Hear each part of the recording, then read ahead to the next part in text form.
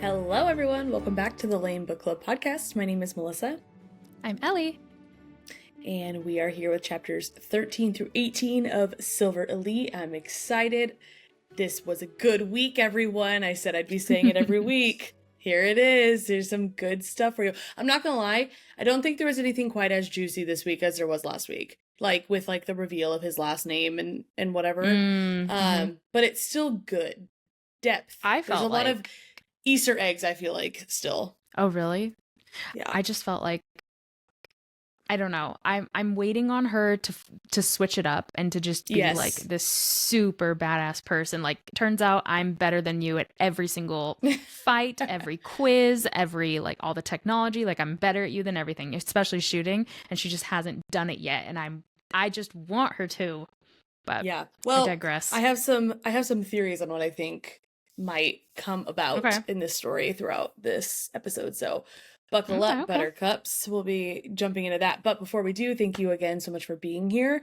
If you don't already follow us on social media or any kind of platform anywhere, ever, we're at L.A.M.E Book Club Pod on everything. So subscribe on YouTube, follow us on social media, leave a review on Apple Podcasts. To those of you who have, thank you very much. We actually do have a review of the week. Ellie, are you ready? Yeah, read it to me. So this is titled Best Podcast, 5 stars, and it's from Bree, and there's an envelope emoji. Love it. It says, I absolutely love this podcast. I found it one random day while at work, and I have listened to every episode since. I've always wanted to be in a book club, and this is like my own personal book club. I love reading along with y'all and getting deep into theories and wearing my own tinfoil hat. I listen at work while I deliver the mail.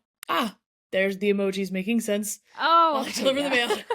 And I can confirm I've got some funny looks as I bust out laughing at something Melissa and Ellie have said. Can't wait to read the next book with y'all. Thank you, Bree.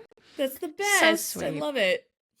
And on that note of wearing your tinfoil hat, guys, our stickers are in. They are live on our website. I made the announcement earlier this week on Instagram, but it is true. The rumors can be put to rest. It is true. The stickers are in. We've got Jeff's Kiss. We've got tinfoil hats. We have restocked our totes and our L.A.M.E Book Club pod stickers. So if you're part of our Patreon, you'll get 15% off any of those goodies. But if not, check them out. I think biasly, they're pretty cute. And join our Patreon if you have not. It's so much fun. We're going through Once Upon a Broken Heart right now. Yes. Oh my gosh, that book is so good. It took me by surprise again, but I love it. I know. And we have a Patreon shout out. Welcome to Jenny. Yay, thank you so much for being here. And quick spoiler warning for this episode, we'll be going through chapter 18 of Silver Elite, so everything before that is fair game, but we have not read past 18, so there's no possible way outside of guessing that we could spoil anything that happens next, so you have been warned. You have been weighed, you have been measured, and you've been found wanting. I just watched Knight's Tale. So good. Have you seen that? Oh my god. Let me guess. No. Yes, but only no, I have, but only once. Oh. But I did really like it. I do love young Heath Ledger. So. Oh, yeah, me too. His smile is out of this world, and unfortunately, devastating. That is what it is. Well. Yeah. But if you're wondering where the snark comes from with Melissa and I have asked her probably on the past 6 episodes, have you seen this? And every single answer has been no, which is crazy. Who hasn't seen X-Men 2? She'll reference something and I'll go, ha ha ha. And she'll go, you haven't seen it, have you? And I'll say no. The laughs are so much more deserving from the ha-has. So I've given her a laundry list of movies to watch, and they're all like B-listers. They're not good. Yeah, they're terrible. The references are A-listers, so I need her. So anyways, glad you've seen A Knight's Tale. If you guys haven't seen it, it's worth the watch. I do. I'm going to be so honest with everyone, and Ellie, even though Ellie already knows this, I realistically will not be watching those movies anytime soon. I don't know if you guys can tell, I just moved, so the setup is left wanting right now, but it will be there. Just bear with me. So we've had a lot going on, and watching Django, Unchained, and Rango are not high priority for me at the moment. It's crazy where your alignment is, because as soon as I stepped foot into that house, I'd be like, put it on, Django Unchained. Guess what we're unpacking to? Well, let's get started, shall we? We shall. As per tradition, last since episode. Last week. We are going to start with a little recap. So here we go. Last time on the L.A.M.E. Book Club podcast, we leave off in a shielding class where a special guest joins in. It's another mod. Here comes chapter 13. Dun. So Ren recalls how General Redden has made it impossible for mods to go unnoticed. He marked all of the aberrant by I always want to say aberrants, like plural. Fun fact, this is the whole problem that my entire family has. Costco, it's Costco's.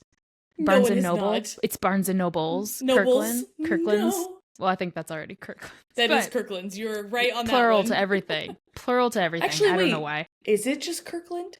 I'm having a Mandela effect. Kirkland's. It is Kirkland's. I'm pretty sure it is Kirkland's as well. Now you're making me second guess. Now I'm going to just start making everything singular. Plurals. Oh. All the plurals are going to be singulars now. So now for me, it's Kirkland. I probably need that.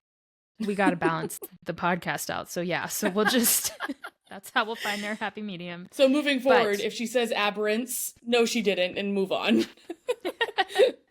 So Redden marked all the aberrant by tattooing them with thin black bands around their left wrists if they pledge their loyalty to him, or just like to the command, to the people. If they chose not to pledge their loyalty, he marked them with a second tattoo, a red band, though he would prefer the mods dead than mark them. Yikes. So, yeah. Ren looks at the special guest. It's a mod woman named Amira, and she has both black and red band tattoos. So she realizes she's a slave, and if she's assisting the shielding class, then she must be a powerful mind reader similar to Jade Valance. Ren, and if we remember from the end of our last episode where we were going to try and guess what we thought happened next, my thought was that, she's going to recognize her. And I even specifically said, if they're bringing a mod in this class, it's got to be a loyalist. So we are just a handful of minutes into this episode, and I'm already eating my words. If this doesn't show that I have not read past the chapters that we do, I don't know what does. Well, truly an honorable person because of all the errors. So Ren again decides to be the most medium person in the class. She doesn't want to excel and she doesn't want to necessarily fail. So she makes her shields strong. Man, that's a tongue twister. She makes her shields strong, but not too strong, and they only surround a decoy mind again. So while recruits went up to go get their shields tested, the other recruits start whispering like XOXO gossip girls about the mods. They're like, I heard they're monsters. I heard they're freaks. They do this. It's all lies. But Liddy looks genuinely concerned, and Ren realizes it's a concern for her own safety, like Liddy's own safety around the mods. And this disappoints Ren and myself because she really started to see Liddy as a friend. So it's just one of those harsh reminders that she truly is a victim of her upbringing. She holds the same biases as everyone else in command. Well, and it was also too, like, Liddy, it was like sad, but honestly, like, I understand why Ren would feel that way. It didn't really, me personally, affect me too much because what else can you expect from someone who doesn't know any better? Right. But it was the other classmates, like that. I want to say it was Bryce. Like one of them, like straight up was like, "No, I'm not letting that touch my mind." Like, actually, when all of that happened, honestly, I was kind of starting to wonder if Bryce maybe was mod too, and she didn't want the other mod to like recognize her or recognize that when going into her mind. That was I don't think that has any like legs to stand on. It was just what I was thinking as we were reading it. But the rest of the class, most of them had like disgusted kind of comments and remarks, whereas Liddy was more just like genuine concern because she doesn't know. She probably honestly, with knowing who her parents are and where she grew up, I mean, I wouldn't be surprised if she's never intentionally come in contact with a mod. Probably not. She lives in the point. Like, what gives me hope is that because Liddy's initial reaction isn't like disgust for that person, it's fear that if ever Ren decides to reveal who she is to Liddy, that she'd be more understanding because it's like, 100%. I've been with you this whole time and you're one of my closest friends and you've never thought to hurt me. So and I've never once been nervous around you or thought that you were capable of anything like that. Totally. Right. Except I could also see her finding out. Never mind. I'm getting ahead of myself. We'll go. I'm with you on that. I also have hope for her. Okay. So it's Ren's turn to get tested, and she has this overwhelming feeling to link with Amira. For me personally, I was like, do it. Do it. Buy it. Do it. No. I was like, Ren, do not. Absolutely don't. Fight the urge. That is not going to help you right now. Ren started thinking exactly what I was thinking. She's like, well, she's a slave. Would she honestly turn me in? No. And so she's like justifying, like, I should just link with her. We're two peas in a pod. But she comes to her senses and's like, no, that's a terrible idea. And then I'm like, yeah, no, for sure. That's awful. Who would ever think that? Don't listen to anyone who convinces you otherwise. I know. Well, then Amira says Ren's shield is decent, but easily penetrated. Wink, wink. Not nudge, to Amira. Amira really thought that, but Ren obviously put up the decoys. So the recruits head back to the barracks, and Ren finds herself distraught over the day's events and the intense prejudices Command has. She feels Wolf trying to link, and the two start talking vaguely about their days. Wolf asks what she's thinking of, and Daisy, quote unquote, answers that she's remembering the time that she almost killed her dad. But then Ren recounts the real story for us readers that Wolf only got the abridged version of. Us gentle readers, if you will. Us gentle readers of the ton. I think I did in this outline add the ton, because I just finished reading The Duke and I. Stellar. Anyways, Ren basically wanted to go back to a party after Jim picked her up and angrily incited Jim to flip the truck around, which resulted in the truck barrel rolling too far. That really gives that Michael Scott thing where it's like you lean into too far. But it barrel rolled and nearly kills them. So Wolf tried to comfort Daisy, telling her that it was an accident, and then offers some vulnerability from himself. He says he's tired of pretending to be normal. And this really snapped for me because I don't know why I just was dumb about this. I was like, yeah, Cross is Wolf. I know it for a fact. But it did not hit me that would mean Cross is also Maud. Aberrant. Aberrant. And I was like, duh. Oh my gosh. And so it's so funny, Jenny B, that you joined Patreon today, and today is the day we're recording this, because she left a comment that said she had a theory, and I'm curious about it. I don't know if I'm on board, but earlier in these chapters, when they're describing Cross, they talk about his tattoos on his arm and how they're swirling and there's writing all over them. She wondered if there were tattoos on his arms to disguise the veins and how they glow and trickle when he is speaking telepathically. Mm-hmm. That is fascinating. Yeah. Or I could also see if maybe he is, I wouldn't be surprised if not only is Ren, but also Wolf/Cross the same type of aberrant, where he doesn't have the silver, or like for whatever reason, for the same reason that Ren doesn't have silver showing whenever she links, he doesn't either. But I like the idea way more of the tattoos covering up. Yeah. It'd be cool. Yeah. So they end the conversation with Wolf saying that they have each other and they'll keep each other strong.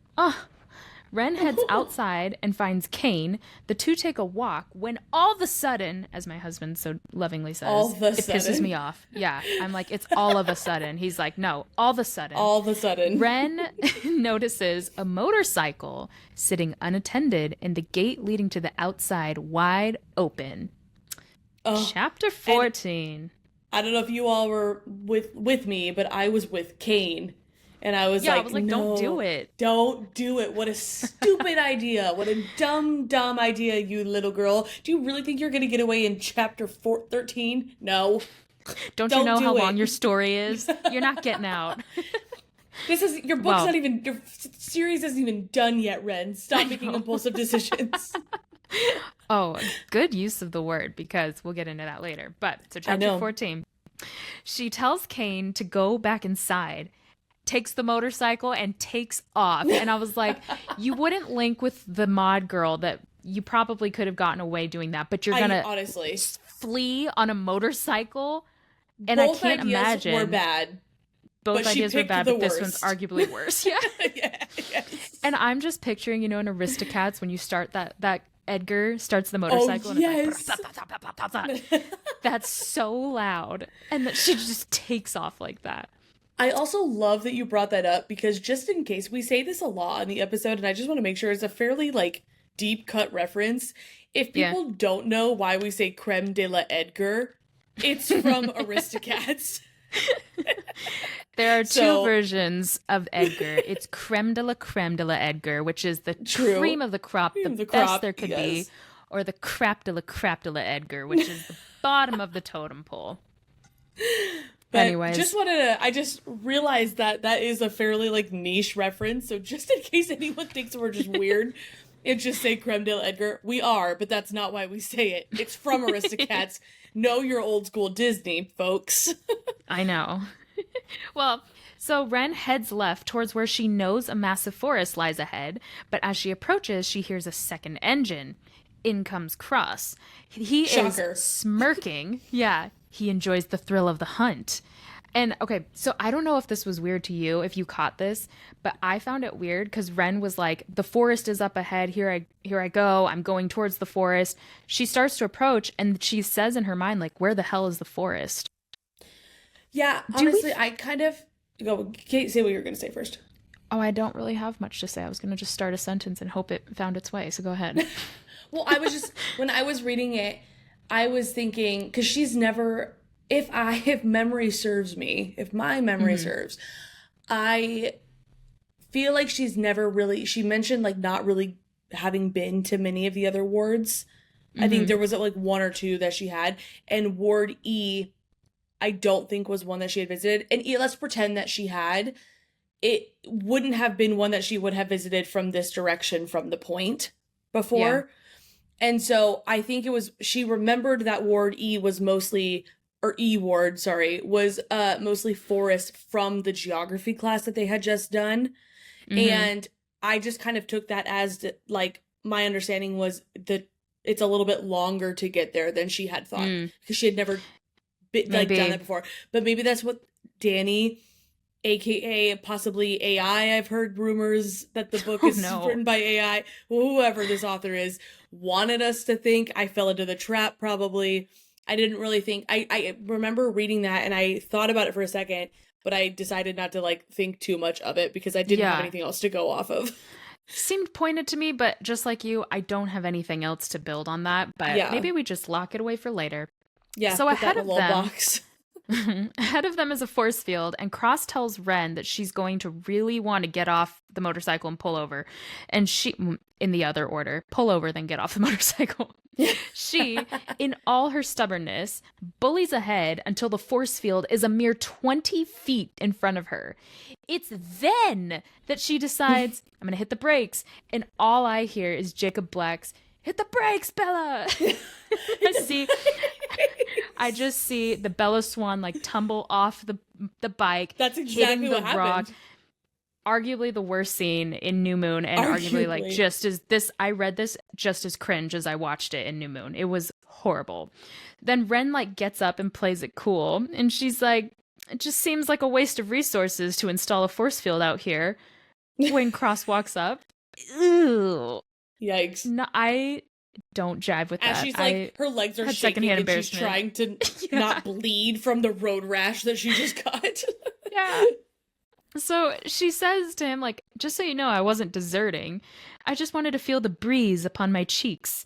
And while she's talking, she notices Cross's tattoos. Maybe this is where it's first mentioned, but it's wings and flames with lines of text weaving through.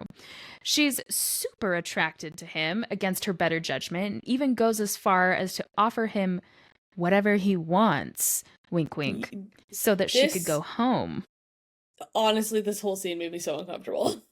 Yeah, from getting on the bike to the end of this scene, I could have done without, but it's all right. No, I liked the bike chase. It was everything after Bella tumbled off that I hated. So weird. And so he's like, yeah, okay, I'll take you up on that deal. And then she goes, it's like unzips his pants. I know. Yeah. She's like, never mind. I get it. Don't wanna. I get it. He was just calling her bluff. But like, honestly, don't hate me for this. What bothered me really wasn't his actions, because he was very confident that she wouldn't do it, which is the only reason he acted that way. had he thought there was an iota of a chance that she would have, who's to say? I in my heart of hearts believed he would not have reacted the way that he did. But knowing that, like, the fact that she was like, yeah, sure, like, stepping towards him, and I imagine her, like, twirling her hair a little bit, like, it didn't say that she did that, but that's just, like, how I pictured it, just being, like, over the top flirty, and, like, doing all of that, and then being like, all right, fine, and then she goes, well, no. I was like, you dumb girl, don't do that. Like, if you're gonna offer something like that, you have to be prepared for the guy to say yes. And, like, she just seems so confident about it, too. She's like, yeah, I'll do whatever. Like, even internally, I'll do whatever it takes to leave. If this is what it is, sure, I've slept with guys before, whatever. And then he goes, yeah, and she's like, I don't really feel like it. I'm just like, don't, who is this? What's the flip of the switch? I know. Yeah. That's what I didn't like about it. I'm like, not that I necessarily wanted them to, like, do the deed out in the open by the force field, but I didn't like that. I didn't like what happened. Yeah. No, I agree. It was weird, to say the least. Yeah, it just was uncomfortable. Cross informs her that if she gets cut... Oh, first of all, he's like, yeah, that's what I thought. So exactly what you said. Cross informs her that if she gets cut, she's not going back to the ranch. She's going back to the stockade. And that's when Ren realizes, I really need to not get cut then. And I'm like, so are we going to actually wake up now and just, like, try a little bit? But they head back to the barracks, and it seems that's not the case. Then comes the wake-up call. Because of Ren's mad dash, Cross has the whole slew of recruits running laps until sunrise. And if they stop, they're cut from the program. Ren realizes her escape needs to be planned methodically and smart, not impulsively. So we get a tablet screenshot of Ren's hand-to-hand combat score of a 30%. I know we're chapter 15, but I want her to, I love an underdog story. Too. I'm sorry. I just want her to be like, you know what? I was hustling you all and come out scrappy, but no such luck. So pan in. Ren is fighting Liddy, and she's thinking, I could easily kick Liddy's ass without breaking a sweat, but here I am on my back pretending to gasp for air. Come on. I don't know. Maybe is that just me? Would you also would you be like, no, I'll keep going. I'll keep being bad. Yeah, it's hard to say. I mean, I feel like I understood why she was doing it at first, but, like, I felt like she really was starting to come to grips with the fact that, like, I don't know, like, okay, if knowing now, like, these are her options, she's never leaving. It's either prison or this. And I know that, like, this isn't super appealing because the goal is to train her to kill her own. Like, and I'm not saying that that's, like, a better option, but maybe, like, kind of. I don't know. I felt like there was, exactly like you said, like, kind of at this point where we felt like maybe there's going to be a turning point, and then there wasn't. So that's where I'm just like, why not, like, I guess try a little bit to improve? You don't necessarily need to be the best of the best and show them you're full, but, like, 30% is, I don't know. I was with you. I'm like ready for, at this point, I'm ready for her to turn it around. I agree with you. Like, I if this was me, if our places were switched, I would not be keen on doing all of this to then wage war against my own people. But you are either in this and you're the bottom, or you're in this and you're the top. And I guarantee being at the top has a lot more privileges than being at the bottom. Yeah. So if you wanted to, like, flip it all around and then wage war against the command, you came in with, you're going to have higher clearance. They're going to trust you more. You're going to have more to walk away with and then use against them. I don't know. I get it, but I feel like she's impulsive, though. And the book really highlights that. She's not thinking long term. Yeah. So, and I'm actually really glad, this is veering slightly off what we're talking about, but still book related. I'm glad that you used the word keen, because I don't think I understand the use of that word half the time in this book. Like, I think they're using it more as slang. Like, it's like, yes, they use it as yes, keen, or they use it. Keen. Yeah. But then sometimes the word will be like, I'm not keen on that. Or, like, it'll be used, like, in a way that I understand. But then I don't get, it's like, how are you feeling? You keen? I'm like, what is this supposed to mean? Like, okay, good? There's like 4 different meanings of the word keen. I feel like interchangeable. Yes. Well, I don't like it. I don't know. Perhaps how we use the word dude. But true. There were 3 recruits that were cut the night before before they stopped running, and one of them was Para the crybaby. This was so weird to me that they kept her just enough to cut her in the next chapter. I do. You hate her character so much. Watch I re-listened to our episode just to show my husband that one portion about, like, if this was one of us, it would be my shining moment for stand-up comedy. But stand-up comedy. I was laughing listening to that again too. But watch Para be like, not the big bad, but like come back in a crazy way. I'll eat my words. Just be like a huge character in this story. Hey, remember me? The girl who you thought couldn't cut it? If she comes back at all, I'll love it. I'll be amazed. I will absolutely eat my words on the internet. But I fear that this is curtains for Para, and I don't understand the point of her being written in. Why give her a name? I don't know. But we do know there have 2 shots at Silverblock, so she just used up her first, but she could come back. She could come back, you know? You're not wrong. So something happens then that throws me for a freaking loop. Oh my gosh. Oh my gosh. They move to the shooting range, and Ren is pretending to be bad with a gun. No, I don't like how I said that. I want that removed from the record. Redacted.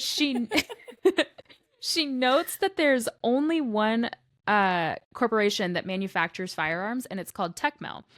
The rifle that she's handling now, though, was made by R.E.M., and we find out that the general awarded R.E.M. a contract to develop a line of weapons for low light conditions, and Ren is purring at the gun. She is salivating. She is. So Kaine walks up and is like, for someone who loves firearms, you'd think you'd be a better shot, and moves in to help her by wrapping his arms around her, which is classic dude, classic flirt move. That's fine. Except Ren is absolutely vibing with it. And this sends me. Because the line... Wait. The line where she says, neither of us pays attention to where my bullet went. I'm far too fascinated by the way his fingertips graze my shoulders. So she's like internally really enjoying it, really attracted to him. And is this more than flirty friends? So... here's what I hope to happen. If you've been listening for any amount of time, you know that I love a good love triangle. Now, I don't anticipate this being a love triangle, but do I think that Ren and Kaine getting a little close, a little canoodle, a little more, doing some things, is that gonna piss off Cross and bring out jealousy? Oh yeah, that's what I want. So I'm actually very much pro them like kind of figuring out what is happening. Yeah. Because I 100% foresee that being a breaking point for Cross. So far he has seemed like nothing is gonna get to him, except every once in a while she'll make a comment that kind of like slips through his defenses. But that could be it. And man, not only is that going to be incredible to read about, it is going to send Ivy. And it is going to cause so much chaos that I'm going to be here for. All right. I've got a hot take, and you're going to totally disagree. And that's fine. This is why we're best friends. I just sent Melissa a reel that was like, take a step for every time you and your best friend have found the same man attractive. It's a girl in a Stairmaster, so for context. Yeah. And she goes, I'm going to take a step for every time me and my best friend have found the same guy attractive. And she's just standing there. Which rings true for us. So true. I love a friends to lovers trope so much more than an enemies to lovers trope. And so as soon as Kaine wrapped his arms around Ren, I was here for it. I was like, I know in my heart of hearts, Cross is going to end up being endgame. I just feel that in my plums. But I really would love for Kaine to be endgame. After seeing, there were 2 full pages of like, not just flirty friendship, but like real flirty. Guys, I don't know. So then later on. Yeah. Or if we found out that he was Wolf somehow, that I actually would be interested to see the dynamic of like the love interest portion of this book and what that would look like. I'm going to bring that back up in your chapters because you'll talk about it a little bit more, but I do have a theory on that. Okay, excellent. Which is essentially that, but I'll go more into it. I know exactly where you're going to bring that up because I also have highlighted points that I'm going to be bringing up. Perfect. So later on, Ren is finishing up in the shower and Liddy notices the scars on her thighs. We get the full story here, and of course Ren shares it with just us, not really with Liddy. She just tells us she has scars. So when Ren was a little girl, Uncle Jim noticed a birthmark. It was actually a perfect circle right below her hip bone, blood red. This confused me, if you couldn't tell by how many times I just said this. Because I was understanding that the red band was a band. It went around their arm or around their leg. So when she explained it was just a red circle below her hip bone. This is different. This is, there's actually already been a nod to this earlier. Remember when Jade, I want to say it was Jade Valance walked in, she talked about having her red birthmark on her face. And she was like, man, that sucks. And at that point, it was already implied to me that the burn on her hip was because that was where her birthmark was. And that was Uncle Jim getting rid of it. So the red band is a tattoo that the general gives to mods when he discovers them, and they decide not to be a loyalist. You think this is a genuine birthmark? No, it is a birthmark. That's they're two separate things. They're both red, but they are two completely different things. Got it. So Ren didn't remember when she received it, and Jim looked absolutely sullen. He told her how much he loved her, and then poured scalding water over her flesh to burn the mark off. Ren gets it now, as an adult, but still holds the memory in a pocket of disdain, as I think anyone would. The next morning, Ren notices that everyone is whispering, and she's like, so yeah, that's about me, and asks Liddy what's going on. And Liddy reveals that word got out that Ren's uncle was the one executed because he was an aberrant, or an aberrance. When Ren argues that he wasn't, and she says that depending on who you ask. Sorry. She says she recognizes he deserted, but he was never a mod. She would have been able to tell in the 12 years they were together. Others gather that this is the reason Ren is in the program, and she rolls with the cover story, that she's just basically here to prove her loyalty. And kind of like what you said the other day with our other episode, when you were like, that's when she says, Cross just gave me a warning, I lied.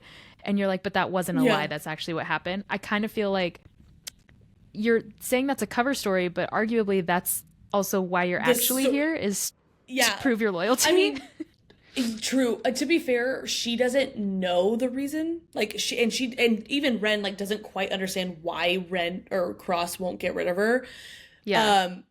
So it's hard to if anyone were to ask, other than being like, I'm forced in, and they'd be like, well, why? I get it. That's a way easier way to spin it. So I understood that, but yes, it's also cool cover story. But it's that's also, I mean, until we know more, that's realistically exactly what's going on here. Arguably what's going on. So, but then here comes Kess. Ugly girl. Nasty. Ugly on the inside is what I'm saying. She taunts. Oh, this was hideous. This made me so mad. This was abhorrent. I actually was shocked that this was written into this book. This book seems so I did too. But the book comes across to me YA, written almost like YA, but for adults because it has sex scenes in it, I assume. Well, it's leaning more towards adults. Certainly, it's certainly implying that Very that's going to be coming. But I really was shocked when Kess starts making taunts at Ren, saying oh, I bet your uncle sexually assaulted you, and really hitting heavy with those kinds of accusations. And I was like, what is this? But it's where did this come from? That just felt so out of left field. And we're summarizing, so we can't get into tons and tons of details, but right before this, because she's how did anyone know? And then she remembers that Ivy came from Tin Block, or Ivy made a comment about her old fellows, or her current fellows, I guess technically, being the ones that were stationed at the South Plaza for the execution. So it very clear that Ivy's the one who spread that. But then it's just to be, exactly like you said, just to be ugly on the inside, the stretch between her uncle was the one who was executed for being aberrant to, also he molested you as a child. Ew, gross. What the heck? That's just who? This is 2025. You cannot just taunt people like that. Like, that I is, know. that is Arguably, this is up. way past 2025. I was actually just about to say, but actually, yeah, this is post-apocalyptic, so. it was jarring to read and it's jarring to talk about, and we'll leave it there, but I was shocked that I read that.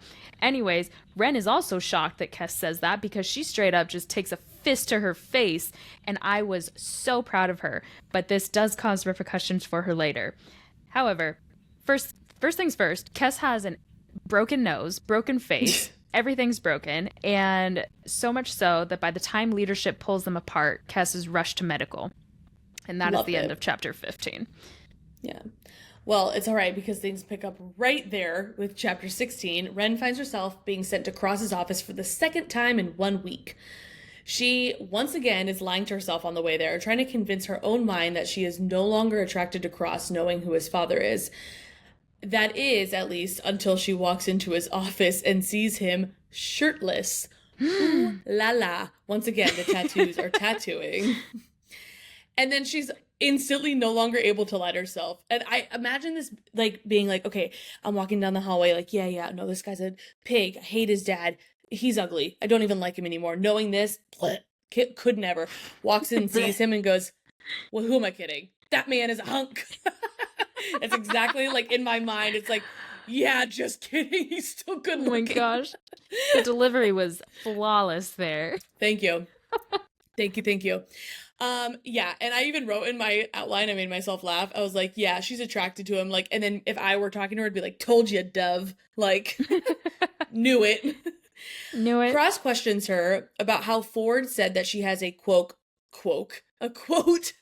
lack of coordination, insolent attitude, no upper body strength or combat instincts, and it's borderline useless. Yet, she was able to take down Tess, one of the most promising recruits. Watch out, Ren. He knows what you're up to. Like, I have zero doubt in my mind that he's known this, and like that ever since he saw her shoot that wolf in the eyeball, he has known what she's capable of, and that is the entire reason that she's not being cut yet, and that he knows that she's just. Yeah. So I read the last 3 chapters this morning, and as soon as I hit that point, I was like, well, first I came back into this and I was like, why is she in the office again? Because I finished my portion and then just like left it until today. So I was like, why is she like being seen twice in a week? And I'm like, oh shoot, yeah, she got in that fight. And then like it all caught up as soon as he goes, it's interesting that you were able to take Kess out without any problem at all. And I was like, oh, she showed her cards. Showed her hand. She sure did. Yeah, she did. And I loved it. Well, the tension in the room could be cut with a butter knife, and I was eating it up. After telling Ren that she needed to grow thicker skin, which quite honestly, I know is a front. I know he has to play the part. But I don't care what military unit you're in, what is going on. Like, that is absolutely the wrong answer to that scenario, my guy. Yeah. That is not happening. But he says that if she can get through him and out of the open door in his office, no one will be punished. But if she can't, the entire black cell will be running a laps again from dusk until dawn. I would hate being on her team. I'll tell you right now. Yeah. I would too. I also would just biff the whole recruiting program just so I wouldn't have to keep running laps because this absolute weirdo is doing all the wrong things. You know how you can put in a request to have your items like sent to you from wherever you came from? I would put in a request to shift to red cell at this point. Like, please get me out of here. This is not my fault. Again, I just see us as those like 2 bystanders in the story being like, are you freaking kidding me? This girl again? I'm just trying to live life. I am just trying to make it onto this command team. I don't need this. Well, guess what? Dusk till dawn. Yuck. Dusk till dawn. After he gives her that ultimatum, the tension is so back, baby. Cross is a skilled fighter, so it's no surprise that he doesn't let Ren get to the door. And when Ford walks in, and honestly, I forgot the door was open. And so when it said when Ford walks in, I was like, I was shocked. I'm like, oh my gosh, he caught them in a compromising position. But I mean, they're just fighting. But still, I was like, I had secondhand embarrassment for them. I pictured this more as like judo fighting, where it's like you're on top of each other. And I was like, this is a compromising position. Ooh. Well, when he walked in, Cross wasn't on top of her anymore. He had her pinned against the wall. But still. Imagine walking in and seeing a man pinning someone against the wall, like both hands, you know how they do on, I would be like, so that's going straight to HR. Yeah. So, yeah, sure. But also, I need to, really quick, I'm going to go speak to someone else for a moment. Well, Cross doesn't even give him an opportunity to go turn him into HR because he, without even looking at Ford, he's still looking at Ren. He tells Ford that the black cell will be running again tonight, courtesy of Ren. And that was enough to make Ford forget about HR and just laugh and smile and say like, yes, boss, and leave. At the end of the week, all of the recruits get their overall scores back. Ren is sitting pretty at a 49% and tries to suppress a smile. Liddy, however, does not find it humorous. She's genuinely upset for Ren and gives her a hard truth that she is not trying or applying herself. Ren appreciates her concern and agrees to 1 hour of studying with Liddy each night, mostly for Liddy's sake. But it was the sentiment that she was like, wow, she actually cares a lot about me. That's sweet. I know. They all start talking about what they're going to do with their leisure passes for Sunday, and Ren is confused at asking them about, like, what are you talking about? How do you even know you have these? Come to find out, she is the only one who did not get a pass. Yikes. Okay. Because guess who approves these? Cross. Okay. I'm sure you're going to get a little bit more into this when she, like, confronts him about not getting one. But I was like, girl, are you honestly surprised? I know. And also, are you honestly thinking you deserve one? You just tried to run. Well, not twice. You ran one. You literally stole a motorcycle and crashed it and then punched a girl in the face. Rightfully so. I would argue that one. But the former being the most like, you should not, I don't think you deserve a weekend pass. I'm just going to throw that out. And the whole bed thing with Kaine. That was technically she never got called to the office about the motorcycle incident. The two reasons she went to his office was the bed situation and then finding Kess. Yeah. So they're 3 times in 1 week. Kind of 3 strikes. I know. And also, I agree. I wasn't that surprised. She knows why she's there. Like, she knows. Yeah. I mean, she doesn't, but she does. She knows that, he doesn't trust her. She's not just like a willing recruit being like, I would love to join command. She's being forced. She's doing he knows she's doing everything she can to like get out of it. Does she really think they're going to trust her enough to be like, goodbye for the weekend, come back Monday? Yeah. And exactly like her inner monologue or her inner thoughts were when she was like, if I had a whole day ahead of me, they'd never find me. Like, yeah, Cross isn't an idiot. He knows that. Like, I bet he could find her, but still, like, he's not dumb. He's not going to put that on himself. Yeah. Well, Ren still says, I don't care. And it goes over to the instructor's table where Struck and Hadley sit and demand to see Cross. But they say no matter what she tries to do. She even throws Hadley's food against the wall and is like, see, I broke a rule. Send me to his office. And they're like, no. This was not a look either. I just really pictured her throwing an absolute like little kid fit, taking Hadley's. Now, granted, do they all deserve it? Yes. But let's just pretend for a second that it's a level playing field. You want to get your way, so you take somebody else's tray of food and smash it against a wall? What a jerk. And again, if we're just sitting there as bystanders, my jaw would hit the floor. Like, this girl needs help. This is exactly what my 2-year-old does whenever, like the other day, I don't even remember, but when we were moving, she was doing something she wasn't supposed to, and I was like, no, you can't do that, and I took whatever she had away from her, and I think she was outside, and there were leaves on the ground, and she just got mad and just started throwing leaves at me. I'm like, ooh, got me, got him, like, and that's exactly what this was giving to me, 2-year-old. Gosh. Well, she was still upset about this later on in the barracks when the rest of the recruits were sleeping, and her mind was restless. She decides to try and link with Wolf and is surprised that he accepts the link, stating, quote, Wolf tends to be early to sleep, early to rise.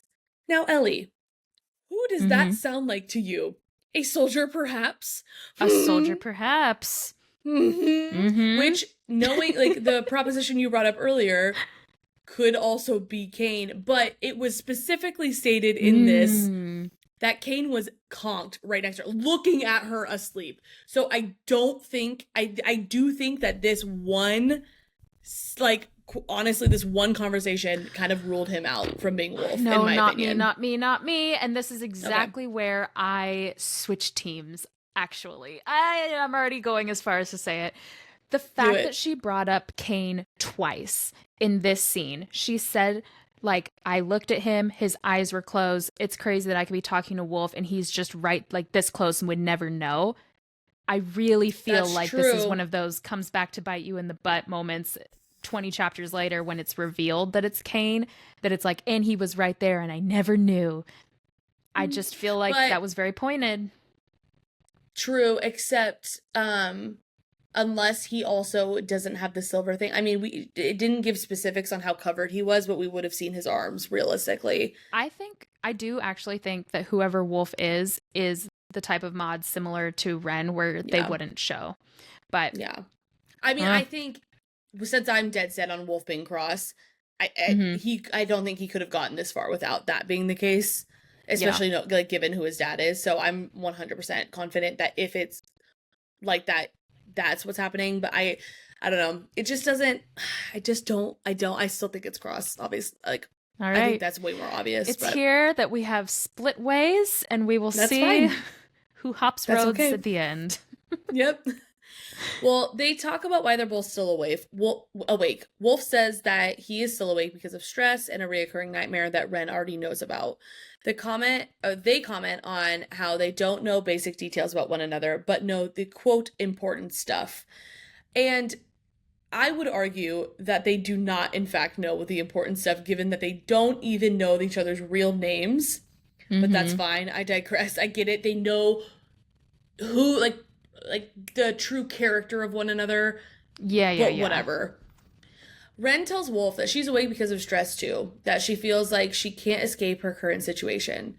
He tells her to escape her trap and to act like an animal who would be willing to do anything, including chew off their own leg to escape. She tells him that she doesn't want to chew her leg off though.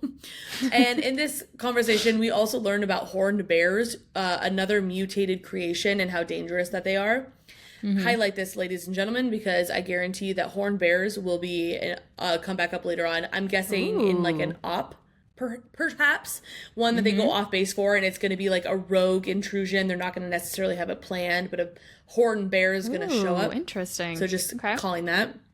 Okay. Wolf, at the end of their conversation, Wolf is essentially saying, okay, have fun in your trap, even though it's not worth it. Getting revenge like the horned bear is overrated. Good night. And I was paraphrasing, but that is the gist of the end of that conversation. Ren then decides to slip out and get some fresh air. She knows that she's being watched, but she does not care. She feels suffocated. And that is the end of chapter 16. Moving on to chapter 17. I loved this chapter, by the way. Me too. Ren wishes she remembered her parents more. She wishes she remembered what they looked like, who they were. She only knows that her mom was a mod and a command colonel, and that her dad was a prime soldier who both served in 10 Block. Jim always referred to them as, quote, your mother, your father, or your parents. And I know what you're going to say, Ellie. That's because she wasn't her dad. But you know what? No, I thought of you when reading this, and I really thought the way that he worded it, I could see it being a reveal. Thank you. I actually might be on board with you. Exactly what I have written down here. Thank you. Yeah. I say, but I am still not 100% convinced, especially with how he talked about her mom. Because he had once told Ren details that were a little too knowing. Well, and he had once told Ren, and in this conversation, he was drunk, which means his inhibitions were down, and he was actually probably just spilling from his heart to her. Release your inhibitions. Inhibitions, feel the rain on you. Anyways, he said that her mom was the bravest woman he'd ever known, that she was rock steady under pressure and seemed that she was fearless, almost like she didn't even have a fear, wasn't even capable of having fear. Ren thought that made her like her mom, but Jim shot that hope down real quick when he clarified that Ren was reckless, not brave or fearless, and there is a difference. I mean, he's not wrong, but Ren thinks about that now as she's walking outside, knowing that she has to be calculated and strategic if she's going to escape. Which I was just like, are we still back on this? Like, you already know what your options are. Okay, but whatever. She can't be reckless like she was with the motorcycle. So she starts scouting as she's walking, trying to find any weaknesses or soldiers who could be considered a weakness. Someone spots her approaching a particular set of gates that she unfortunately knows all too well. But before he could stop her, he starts saying, like, hey, what are you? And, like, stops because he gets a message on his comms that tells him to stop and allows her to continue. Interesting. Even though at this point I was 100% convinced that Cross was watching her. I don't know about you. Well, I was like, there's no way she steals a motorcycle and then nobody's stopping her now. Like, they absolutely, he's watching. Yeah. Yeah. She goes through the gate and ends up in the execution courtyard of the South Plaza where Uncle Jim was killed.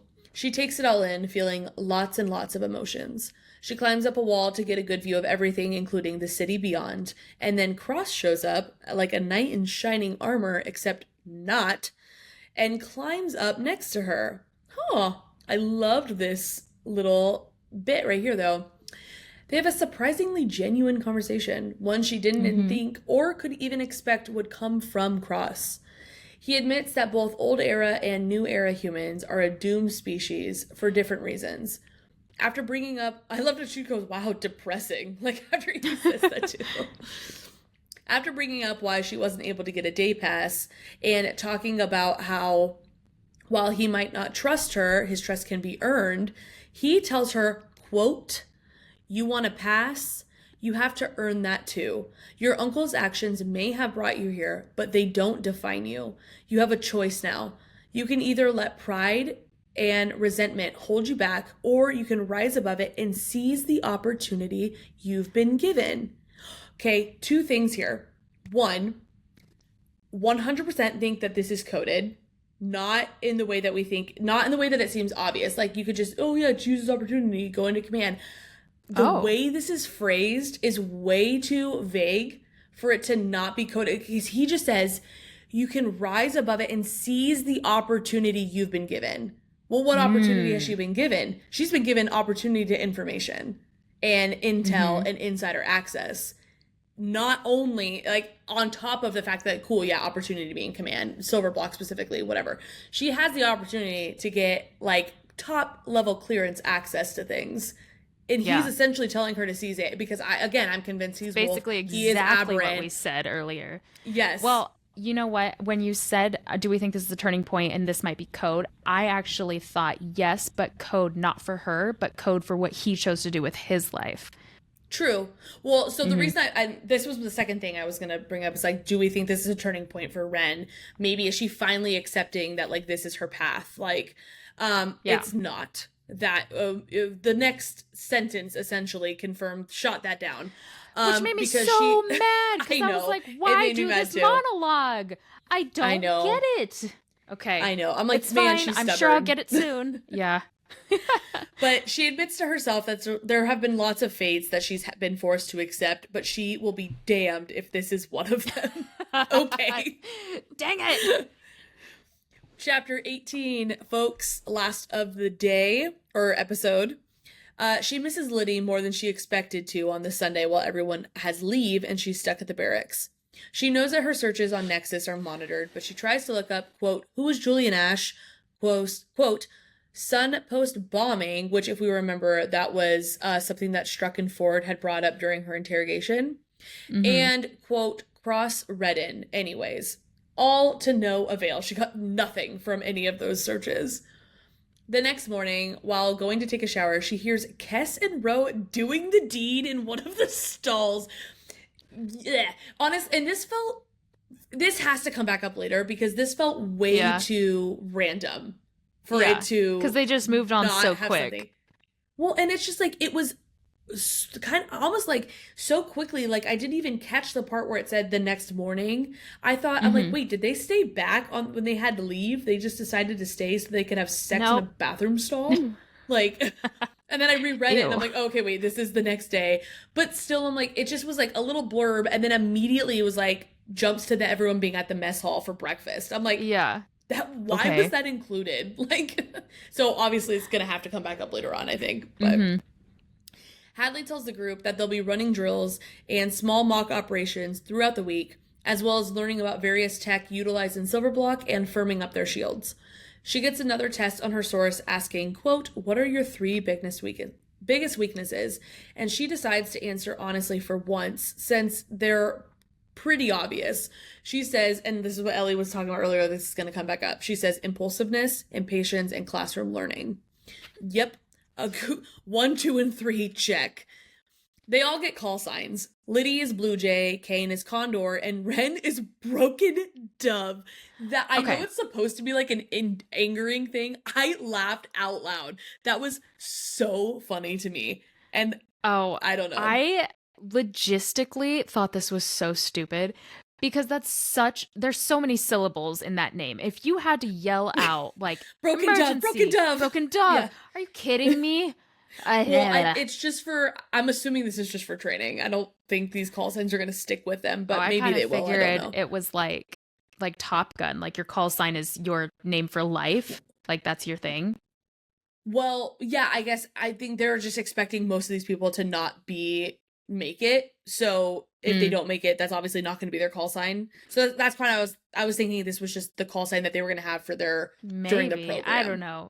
Broken Dove, it wasn't too many syllables. It's like naming your dog something with like 10 syllables. And it's like, no, you have to think if you're going to call their name on a dime quick. Yeah. It's got to be two at tops. That's why both of my dogs, their names are 4 letters because I need it to be something I can yell fast. And realistically, too many syllables here is 3. And that's too many for me. Yeah. Well, also, why the bird theme with all of these call signs? I mean, we only get 3 of them, but Blue Jay, Condor, and Dove, like, they're all birds. And I was like, I'm telling you, this book's bird heavy.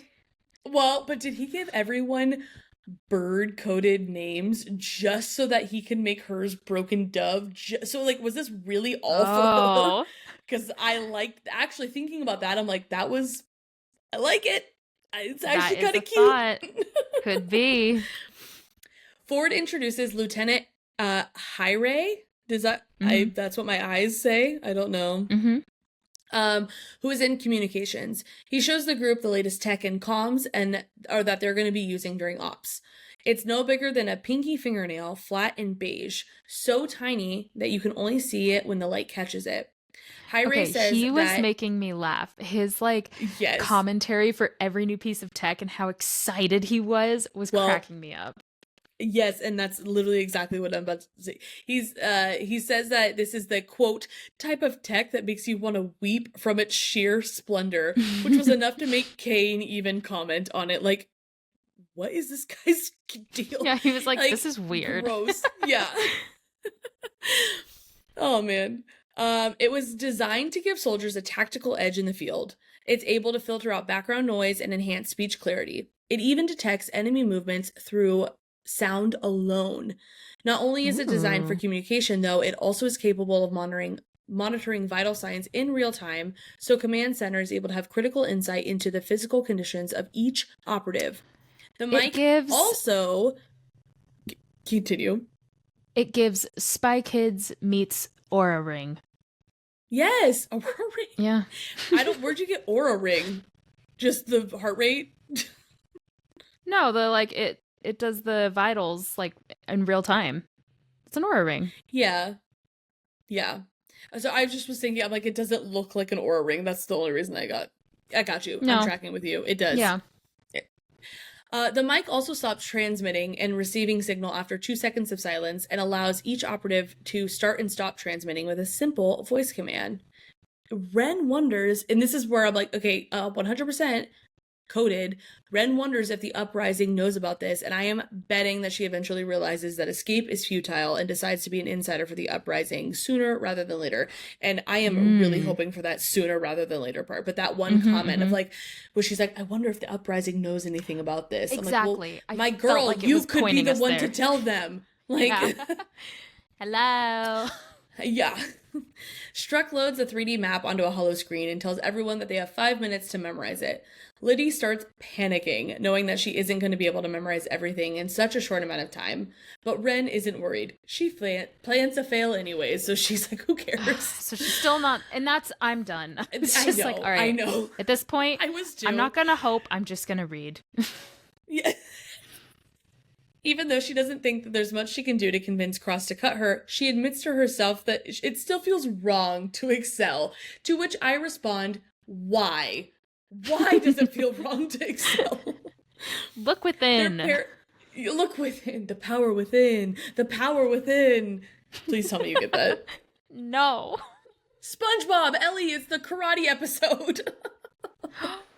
I love that episode. Yeah. Not the chap Not with that the much, lips. I guess. Well.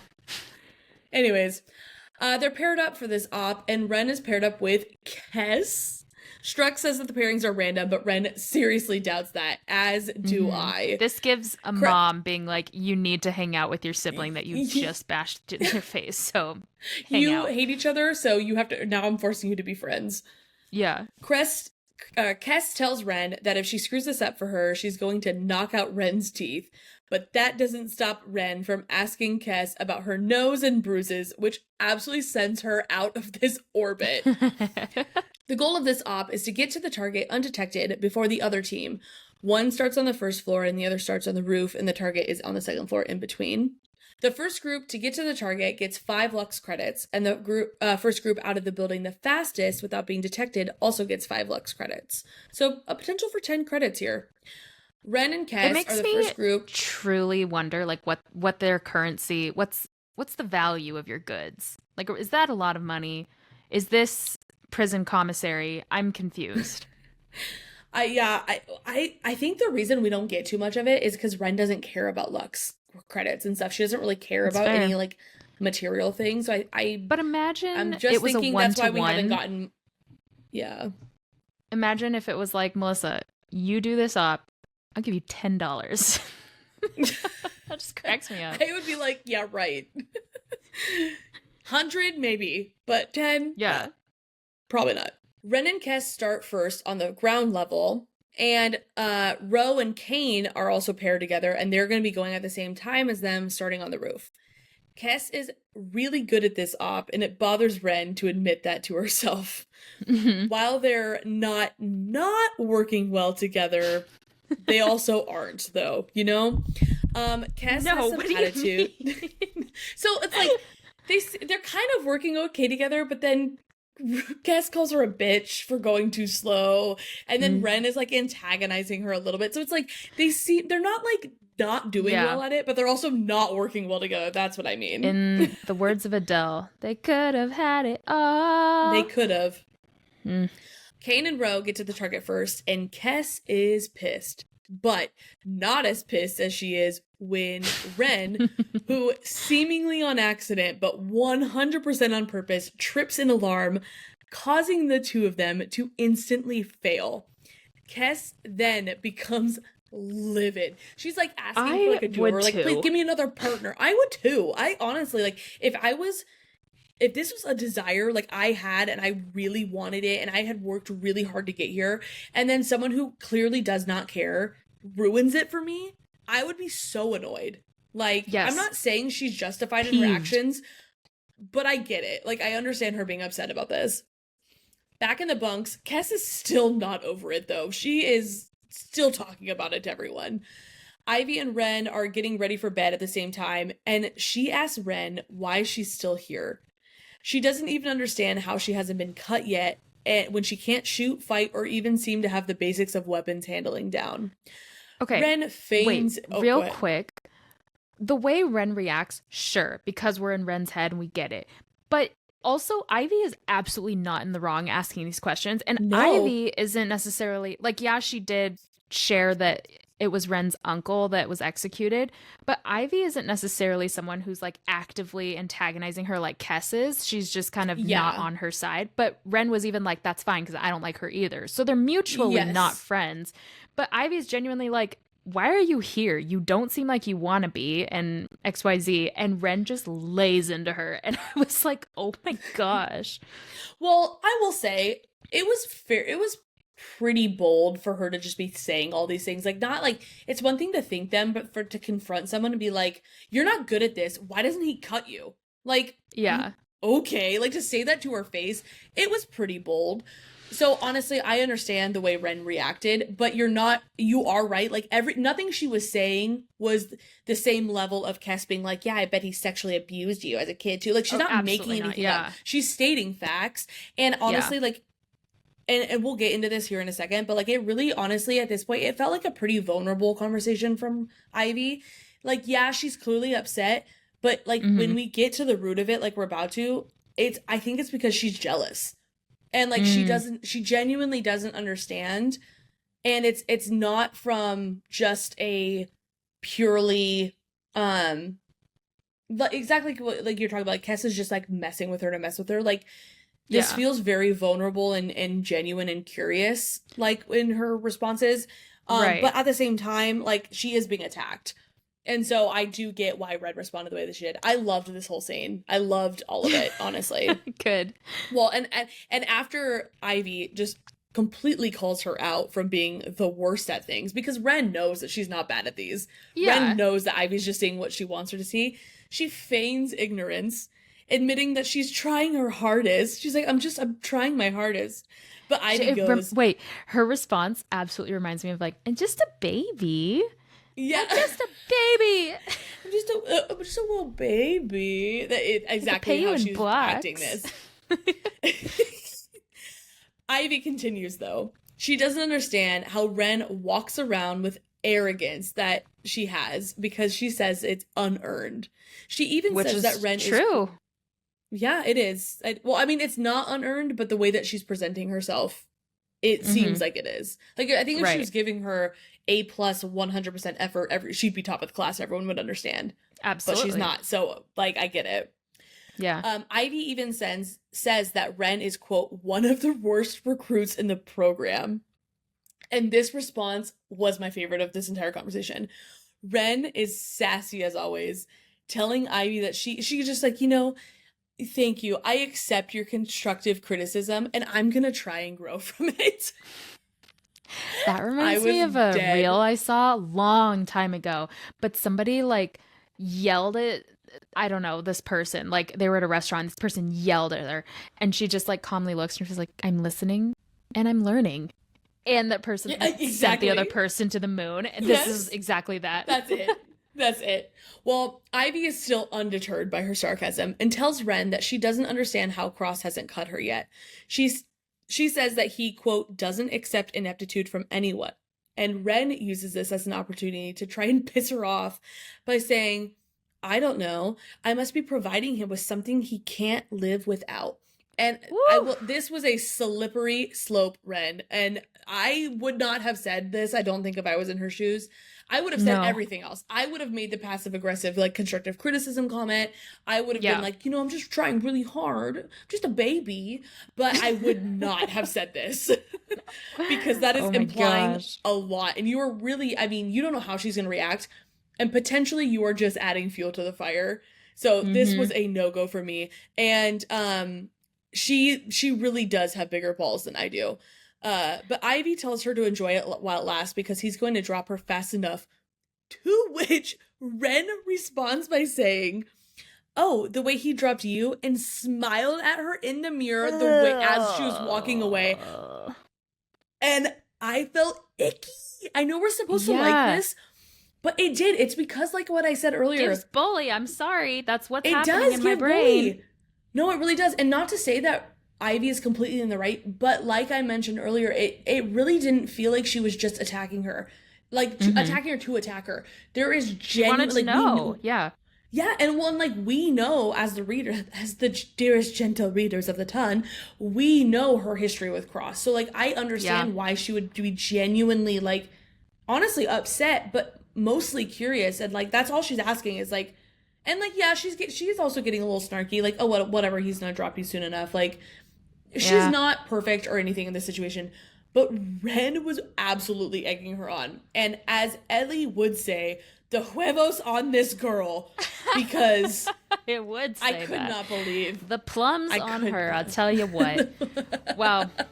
Guys, that is where we end for today. Have. Yeah, so join us next week for chapters 19 through...